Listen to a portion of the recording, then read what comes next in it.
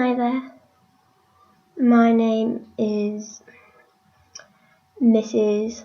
Thompson and I am your support teacher.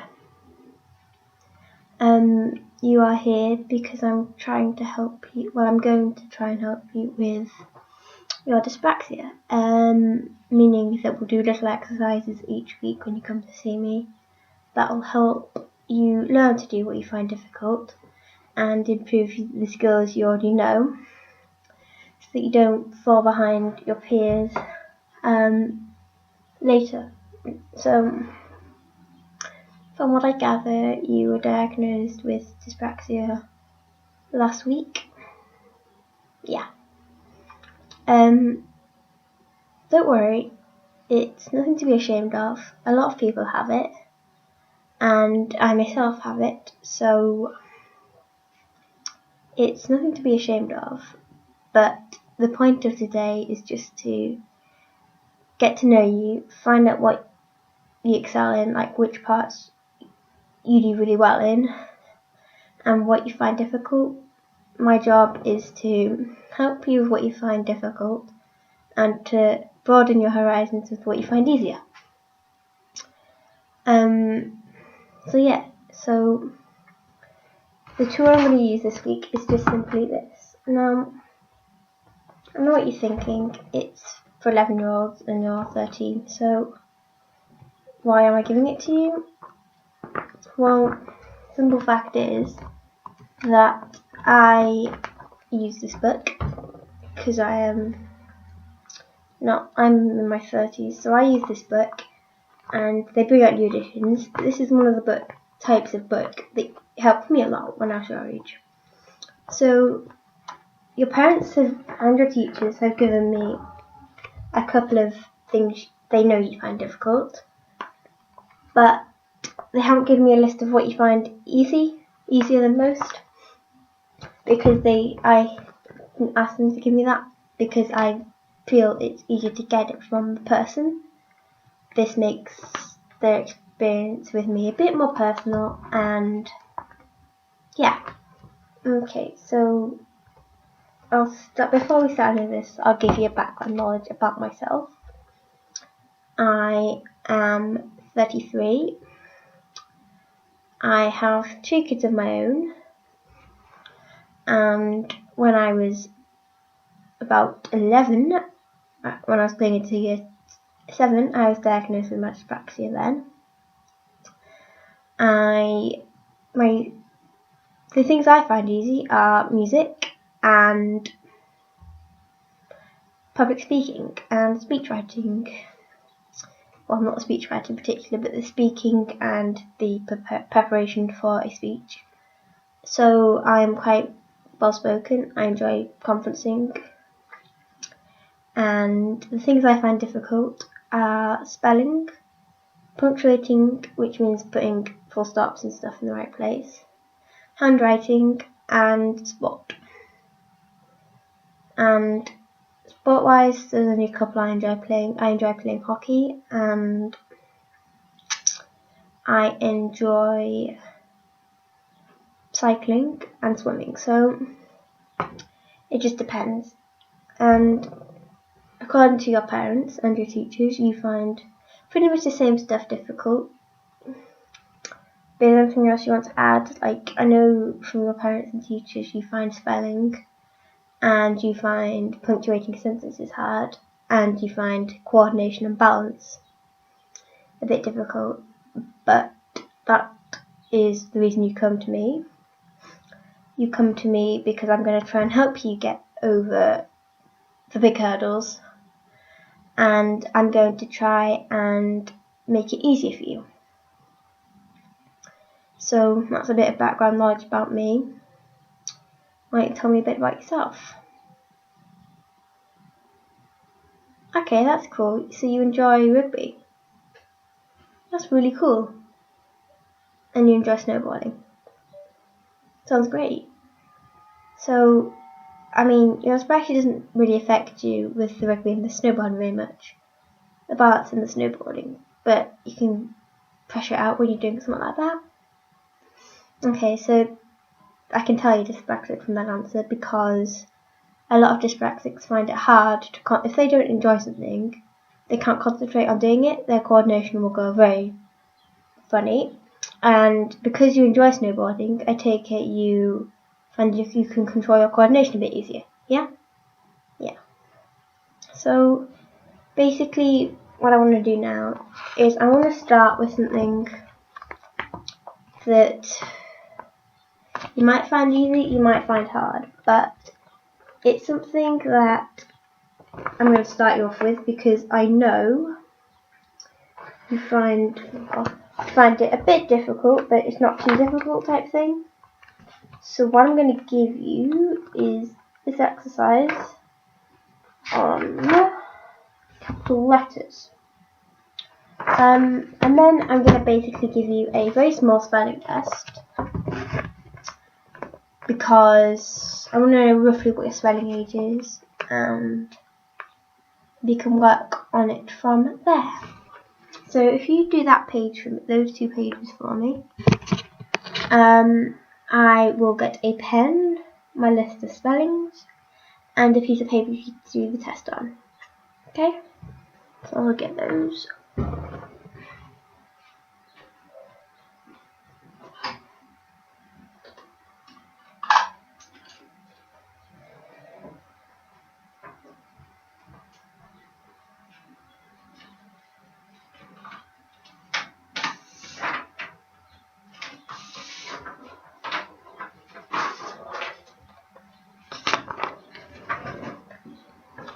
Okay, so what I'm going to do now is I'm going to write out a list of the spellings that your parents and teachers have told me you spell wrong, but I'm going to put them in an age order, and some of the spellings you spell, well, most normal words you spell correctly, and see what happens then, okay? So I'll give you about 5 minutes on that page, but I don't think you'll need that long, so give me a nudge when you're done, okay?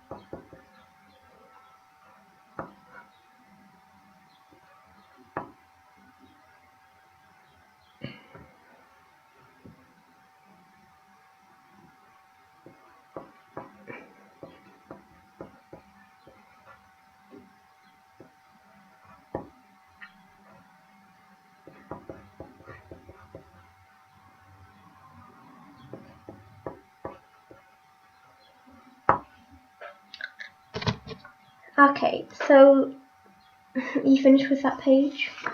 Okay, so that's my list of spellings. I'm going to give you this piece of paper and a pencil. And then what I am going to do, well, before we start with the spelling test, what we're going to do is we're going to look at your work on capital letters. And I'm just going to use a pencil again, right? And I'm going to give you the points that you got for each. Okay.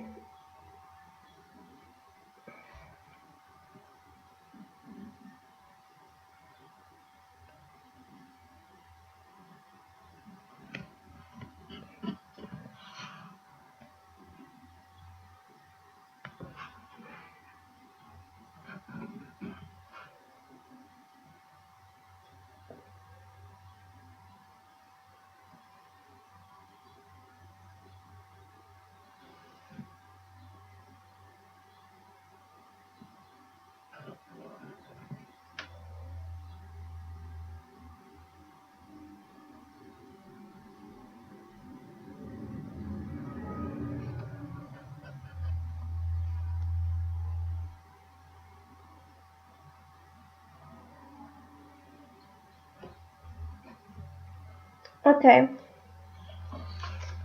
So we've got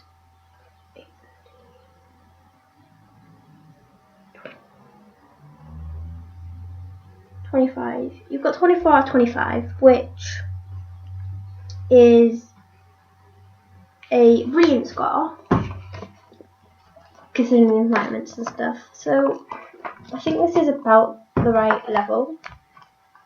I can always fiddle around with the other books and pick stuff out that you find easier and move you up levels and adjust levels a bit. But at the moment, and for the next couple of sessions you are with me, I think we should just work out of this book. There's the pencil back. But I mean, if you're finding stuff really difficult and you do more out of it, let me know and I'll move you down a level. But if you find something really easy and I can tell, I'll move you up a level and I can adjust. But mainly, I think we'll be probably working out of this book, possibly 5 and 3, but mainly I think this one. Okay, so I'll keep that in your box, which has your spelling results and stuff in it as well, once we've done this test. So I've got a list of spellings, and these are spellings that I'm not going to show to you, I'm just going to speak and see what score you get. I've got 10 spellings. Each is worth a maximum of 2 points, one for the spelling and one for making sure that your D's and P's, making sure you've got the right orders. And if you've got all the right letters, I'll give you a mark. It's like ordering the words as well. So if you spell it correctly, you'll get 2 marks. If you've put all the right letters in, I'll give you 1 mark. And if you've put too many or too few letters in, but almost spelled it right, you'll get a mark. And if you haven't spelled it right and you put too many or too little letters in, you won't get a mark. It just depends on what you do and don't get. So here's a pencil. And what I'm now going to do is I am going to read these out. And I want you to give me a nod when you've got the word. Okay, so the first word on my list is email.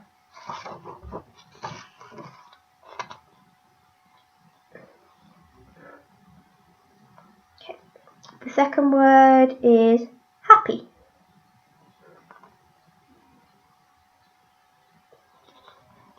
The third word is cat.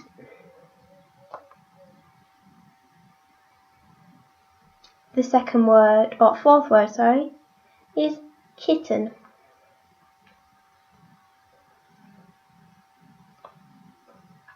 Your fifth word is youth.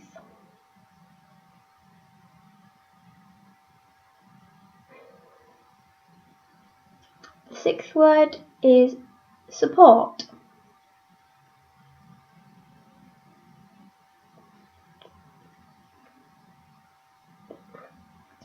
The seventh word is knight, but like a knight in shining armour. Like a knight on horseback, not knight as in sleep knight.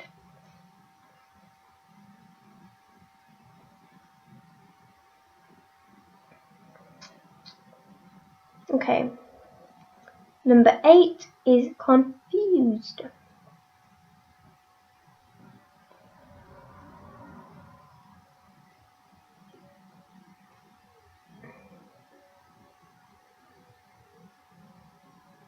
Number 9 is little.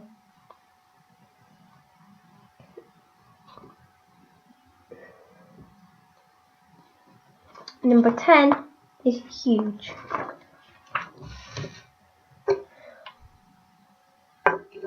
Okay, so what I'm now going to do is I'm going to mark this and give you a result. And then I might do something else with you. I'll look at the time. Okay, so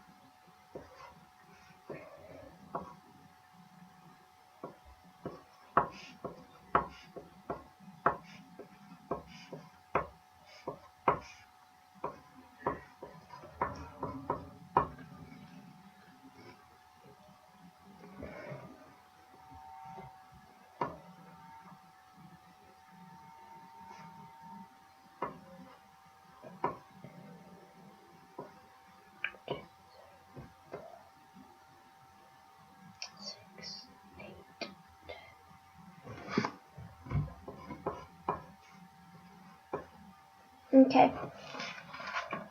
So, because this is your first spelling test, and these are all words you spell wrong on a regular basis, or when you're spelling them, you have to ask a teacher for the spellings quite often. You scored 11. Now, the words in there were moderate. They weren't difficult or anything. So, I guess your spelling age is about 9, which, considering your age, is quite low, but point of why you come here, like I said, is to help you, and I'm going to try and boost your spelling age. So each month we'll do a spelling test, and I will get words from your parents, from your teachers, and words that when you're here you spell wrong as well, and we'll try and do other stuff as well. So, I mean, is there anything you want to add? Like, no? Okay. So, I put that in the folder with all the other stuff. So, basically, you'll come here once a week, but eventually, during the exam seasons, I'll probably boost that to twice a week, just so that you get support of the exams as well. Okay, so basically, I'll put that on your report that you could come more in during the exam season. Your parents have advised that I do other stuff, but I think I'll stick with what we've got now,